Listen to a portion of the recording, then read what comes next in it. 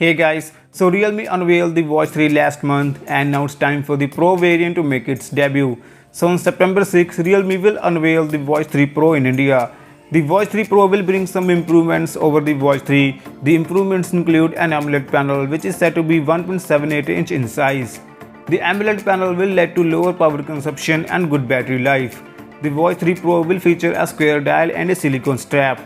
The display will be slightly curved towards the edges and will support 500 nits of peak brightness level.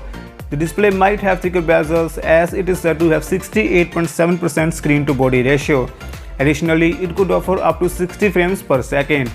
The body of the Watch 3 Pro will be made of metal and will have a physical button on the right side. The Watch 3 Pro will also have Bluetooth and built-in GPS functionality. The rest of the specifications are still under wraps, but we don't have to wait for too long as we are just few days away from the official launch. More such videos will be coming on my channel, so do subscribe. Thank you for watching. I'll catch you guys tomorrow in a new video. Peace out.